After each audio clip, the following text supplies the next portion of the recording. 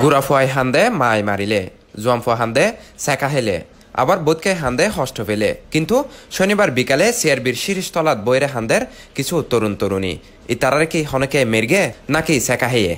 অনেক সময় 10 জনের সামনে হান্দন না যায়, নিজের ভিতরে ধনী প্রকাশ করন যায়। মনে করেন তারা বেকন এসছি বাসাবে অনেক কিছু চিন্তা করানোর পরে অনবত মানে হান্নাইবে চলে আই। কখন বেশি কষ্ট লাগে? যখন আমাকে কেউ মারে বকা দেয় তখন। রান্না করতে ভালো লাগে? না, বেসিক্যালি মনে করি যে কি যদি হান্নাই বা লজ্জার বিষয় আর যদি কেউ কিছু হয় বা লজ্জাজনিত হারণ তো আর বেকনের সামনে হান্নাইবে প্রকাশ করতাম না চাই আর মনের মধ্যে জমানো হষ্ট, কিন্তু বেকনের সামনে যে প্রকাশ গড়িয়ে না পারে আর যে দ্বিধাদ্বন্দ্ব এই না যে ইয়ানোর মাধ্যমে উন্মুক্ত করে দিই। বারুক আর যাই বারুক যদি দুঃখ কষ্ট প্রকাশ করতে পারি তাহলে আমরা এই খারাপ কাজ থেকে আমরা মানে কি দূরে থাকবো। ডিসেম্বরের 30 তারিখ শনিবার নগরীর সিআরবি শিরিষতলাত এই হান্না উৎসবের আয়োজন করগে কয়েকজন পরিবেশবাদী যুবক। মূলত উগ্র নির্দিষ্ট বয়সের পর মানুষ হাতে সংকোচ বোধ করে, হষ্ট ফেলেও তা মনের ভিতর লুকায় রাখে, যা একজন মানুষের তিলে তিলে ধ্বংসের দিকে লো যাগই। এতেলাই জীবনত সফল হলে যেমন মানুষ হাসে উচ্ছ্বাস প্রকাশ করে, তেমনি হষ্ট ফেলেও তা মনের ভিতর সাফি নরাহি তারা তো হান্দ অনুচিত। আর হান্দিলে মানুষের মনের হষ্ট যেমন হোমিয়ে তেমনি মানসিক স্থিতিশীলতার পাশাপাশি হতাশাও হোমিয়াবো মানব জীবনত, এমনটাই মনে করে আয়োজকল।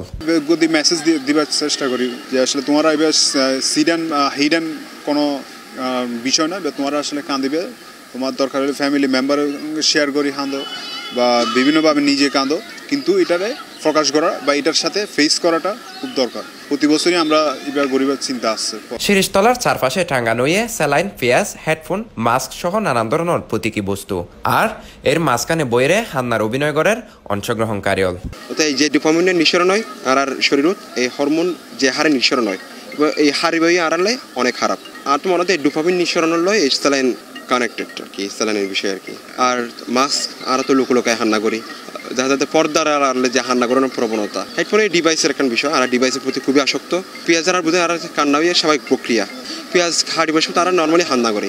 ব্যতিক্রমে এই আয়োজন অঞ্চলে বিভিন্ন কলেজ বিশ্ববিদ্যালয়ের শিক্ষার্থী হল হষ্টর হতা মনত গড়ি হান্দিবার চেষ্টা করে তারা, আর এমন আয়োজন অঞ্চলে খুশি অংশগ্রহণকারী হল। আর এই প্রোগ্রাম আসার পর নিজেকে একটা অন্যরকম ফিল হচ্ছে। ধন্যবাদ যিনি আয়োজন করেছেন, চমৎকার আয়োজন। আসলে আমাদের এই যে আবেগগুলো অনুভূতি প্রকাশ করা উচিত। আমরা দিন দিন এই যে ডিভাইসের মাধ্যমে নিজেদেরকে একটা রোবট তৈরি করে ফেলছি। ফাঁস তোলার গাছ তোলার তখন বিষয় ন এই ফেস্টিভ্যালের মধ্যে অ্যাটেন্ড করিতে যে এনে নিজের সার্থকতা আর প্রকাশ্যে হান্না করতে যে কিছুটা তো হালকা লাগে নিজের। মানব জীবনের একটা গুণ হচ্ছে কান্না করা, সুখ দুঃখ মানুষের জীবনে আছেই। সো মানুষ দিন দিন যত বড় হয়ে ওঠে কান্নাটা মানুষের ভিতরে থেকে যায়, প্রকাশ করতে পারে না। আমার মনে হয় যে প্রত্যেকটা মানুষের দুঃখটা প্রকাশ করা উচিত। মানুষ যত কান্না করবে তাদের কষ্টটা সত্যি ততই কমবে। আসলে কষ্ট হচ্ছে যে মানুষের জীবনের একটা অংশ, যেটা ইমোশন হাসির বিপরীত। যখন আপনি একটা খোলা এরকম আকাশের নিচে মন খুলে কাঁদতে পারবেন তখন আপনার কষ্টটা অনেকটা কমে যাবে। পরিবার পরিজন আর বন্ধু বান্ধবলাই আরা প্রায় সময় হাসি ঠাট্টায় মাতে উড়ি, প্রাঙ্কুলে আসি সহপাঠী সহকর্মী অলর পরও, কিন্তু বেগুনের সামনে আরা আসিত ফারিলেও মঙ্কুলি হান্দিত ফারি হয়জন। অথচ হাসির বিপরীত ধর্মই দে হান্না, আর প্রকাশ্যে হান্নার এই বয় সংকোচ তথা লজ্জা দুর্গত্য এমন ব্যতিক্রমী উদ্যোগ মানুষের জীবনত ব্যাপক সাড়া ফেলবে বলে মনে করেন আয়োজকল। Sheikh Mohammad Faisal, C+ TV, Chittagong.